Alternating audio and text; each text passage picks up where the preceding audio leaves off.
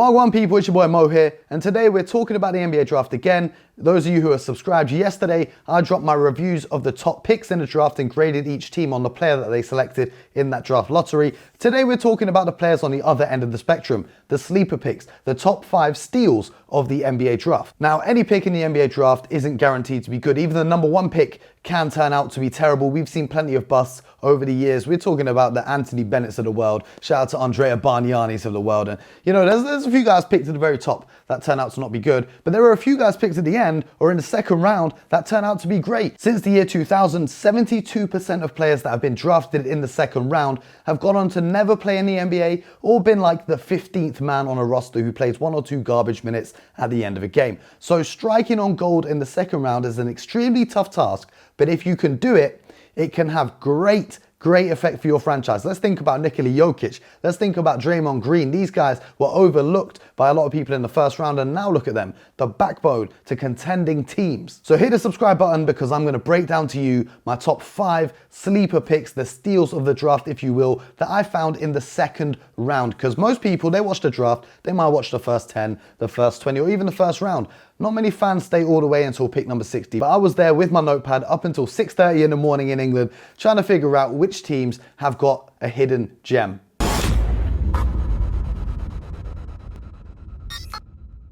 Now, I mentioned Draymond Green and Nikola Jokic because they're 2 players picked in the second round who have become great, but what allowed them to become so good was their basketball IQ. Draymond Green playing that point forward position, orchestrating that Golden State offense, trying to get Steph Curry, Klay Thompson and everyone else unlocked to their full potential. And then of course Nikola Jokic, the best passing big man that we've seen possibly in our lifetimes. So a high IQ is essential if you want to be a steal in this draft. And that's exactly what the Dallas Mavericks got with the 31st pick. That's right, the first pick in the second round with Tyrell Terry. Now, in the scouting process for draft picks, a lot of front offices do a test called a basketball IQ test. Now, a few GMs from around the league have said, you know, confidentially before the draft, they can talk about it now, but they said that this kid recorded the highest ever score on a lot of these tests. So the basketball IQ is already up there. And you're thinking about this. The Dallas Mavericks have already got a very high IQ point guard or wing, whatever you want to call him, in Luka Doncic, because he can really play any of those 3 positions. But they've already got 1 high IQ player, and now they're adding a second one to the ranks. Now, I was a bit surprised that he wasn't picked in the first round. He was projected to go a lot higher than 31 because he's got such a great jump shot. The kid shot almost 50% on catch and shoot threes, and then he shot 32% on off the dribble threes from behind the arc. So a Dallas Mavericks team that was historically good on offense have now added another excellent shooter. What I love about his game and his shooting ability is not just when he's got the ball in his hands, but his movement off the ball. He uses screens and he uses pivots to get himself open. You know those plays where you watch Steph Curry or even Seth Curry, you know, you lose them for a second and then you find them in the corner, they catch the ball, they splash it in. He's one of those kind of guys. If you're defending him, you're in for a long night because the guy don't stop moving, and that's an essential skill in becoming a great shooter in the NBA. Now, his biggest flaw is his strength and size. He does need to add some muscle on. However, he does have the heart and desire to play defense, which is almost the biggest factor in being a good defender. He's not afraid to dive for a loose ball, and he's not afraid to take a charge, and he relishes the challenge of guarding bigger opponents, even if they are much stronger than him. Now, this year's draft class was regarded as kind of weak. There were only 11 players who had more than a 1% chance of becoming a star. Now that's worked out by, you know, data analysts who have all these algorithms and calculations. So we won't get into that right now. But what I will tell you is that Terry was one of these 11 and he fell all the way to the second round. Now you guys know how much I love my European players. If you haven't seen my challenge where I had to try and rebuild a team with only Europeans, go check that out on my channel as well. But my second steal of this draft is another second round pick at number 34. He was projected to go kind of in the 20s of the first round, but he fell to the second round, and that's Theo Maledon from France. I said in yesterday's video about watching Killian Hayes at the Jordan Brand Classic, Theo was another kid who was there, and he definitely showed some skill. If you want to compare him to an NBA player, I feel like he's quite similar to Shai Gilgeous-Alexander. Like, I think Shai can become an all-star. I don't know if Theo is going to be that good, but he can definitely become a starting point guard for a franchise. He doesn't have the best athleticism in the world, but he does also have a high IQ. So instead of just blowing by guys with extreme quickness, he can use things like hesitation moves to kind of get his defender off balance and utilize his strengths in that way. He's got a very high IQ, as I said, so he can get cooking in the pick and roll. He's an absolute floor general. Add to that the fact that he's got a very solid shooting form, so he can develop into a good shooter in the NBA. But the most exciting part for me is he's 6'4" and he has a 6'8" wingspan, which means he's going to be extremely active in the passing lanes and he can turn into a great man-to-man defender. And you know, for me, a big reason on why some guys who are projected to be stars but don't turn out that way, and the same way some guys who aren't projected to be stars but they make a massive leap, one of the biggest factors in that is the people that you have around you, the veterans on your team. That's why it's so important to go to a franchise that has an established culture. Theo was drafted by the Sixers and traded to the Thunder. They might look to trade him on, but what he does have in his corner is Tony Parker, the best Frenchman to ever play in the NBA. He has played the same position. He has won championships. He's been a finals MVP. And you know, when you have that guy mentoring you, man, any problem that comes up and, you know, Tony's going to be watching the game, seeing how he can improve and telling him which adjustments to make, that's just a valuable asset to have in your corner and on the path to becoming a superstar, especially now with a little bit of a chip on your shoulder, being picked in the second round. Tony Parker's been through all of this. He can really show the kid how to become great.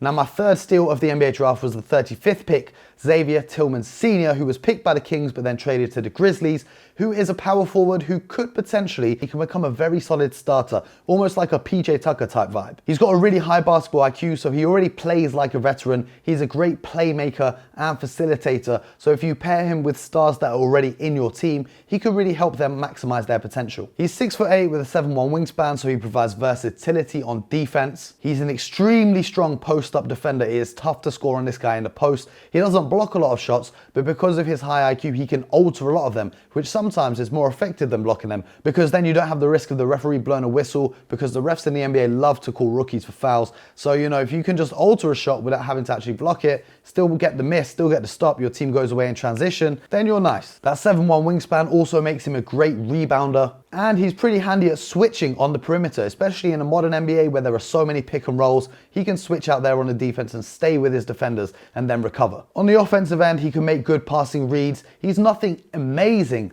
on the offensive side of things, but he's good at finishing inside because of his strong build. Now, remember when I told you guys that 72% of players picked in the second round never actually play in the NBA or barely play 1 or 2 minutes? Well, when you get to picks number 48 up until 60, that number increases to 82%. So here, it's even harder to find players that are even going to play for your team, let alone become stars. But here at the 48th pick, the Golden State Warriors have picked a very interesting prospect. Now, what if I told you that the Golden State Warriors had a point guard that was 6'3"?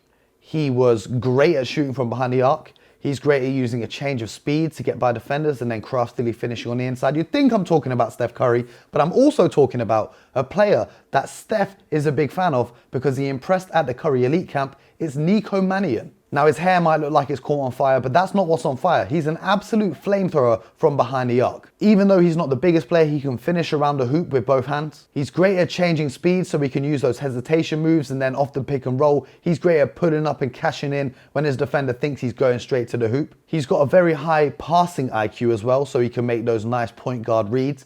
And then on defense, he's not the best defender in the world, but he's quick, he's agile, he's got that lateral movement. So he's great at getting into passing lanes, and in transition, he's an absolute monster. Now, the biggest thing for me here is this kid's going to come into a team where he's going to practice against Steph Curry. He's going to be going up against the best point guard of our generation day in and day out at the Warriors training facility. So Steph Curry is going to help him improve his shot. He's going to help him improve his passing. He's going to give him all of that experience. It's the same way we talked about Theo Maledon being mentored by Tony Parker. Now you can look at Nico Manion being mentored by Stephen Curry. So my fifth steal of the NBA draft is a player that a lot of people were shocked that he wasn't picked up before the 54th selection. So he's going to be coming in with a chip on his shoulder with something to prove. And boy, let me tell you one thing about this kid. This kid can fly. That's right, I'm talking about Cassidy Stanley. This is the guy that went to Duke and he beat the vertical jump record that was set 1 year ago by Zion Williamson. He went and recorded a 46.5-inch vertical leap. Boy, even just thinking about that is making my knees hurt. The kid can literally bounce off the floor as if the hardwood is made like a trampoline. Now, obviously, he's going to be a huge threat at finishing lob plays, you know, those pick and rolls or in transition. And he's also a great rebounder because of this bounce. But don't think that he's not a good shooter too. He hit 36% of his three-point shots last season. He's a monster at on-ball defense. He's got the speed and athleticism to keep up with almost anyone. And the biggest factor for me is the cosign that he gets from Other players that have played in this league, also very explosive players. He's mentored by Russell Westbrook. He played for the Brodies AAU team, and Gilbert Arenas is a huge fan of the kid. So, you know, when I've got Gilbert Arenas, who was one of my favorite players growing up, and Russell Westbrook, who's been an MVP in this league, giving you a cosign, man, to be picked in the second round and having these guys saying you should have been picked earlier, that's a big cosign. And also the big HG is telling the NBA scouts that you should have picked this guy a little bit earlier up on, because I feel like he can become a very solid NBA player. Now, those were my top 5 sleeper picks in the NBA draft, the picks that I think in the second round were steals and you're going to get some level of value from them. But before I leave you, I'm going to give you one more. So hit the subscribe button. I'm giving you bonus content. Hit the subscribe button while you're here, because we're talking about Cassidy Stanley. I want to talk about one of his teammates from high school. Now, for NBA fans who are around in the 2000s, this is going to make you feel super old. You guys remember Kenyon Martin, the guy who was the #1 pick? He had a great career, played for the Nuggets, played for the Nets. Well, his son got picked last night. He was another player picked by the Kings and then traded, this time ending up on the Rockets. He's 6'7" and 215 pounds, and he's limited lengthwise. However, he's got some insane bounce as well that makes him play a lot taller than he really is. A lot of scouts described him as the best athlete in the NBA draft, the best raw athlete in the NBA draft. And, you know, coming in as an undersized power forward, but to this NBA, I feel like you could even run him an ultra small ball 5 and he could cause some real problems. He has a 45-inch vertical, so it's almost impossible to stop him when he's soaring to the rim or catching lobs. And this also makes him a great rebounder as well. He's a high energy player on the defensive side of things, so he can cause steals and get blocks and deflections and all those important hustle plays. And don't think because he's such a great athlete that he's not skilled as well. In the test that they do for 3-point endurance shooting, that means rep after rep after rep, he scored 71% of his attempts. In fact, last season, you know, playing for his team, he shot over 35% from downtown as well.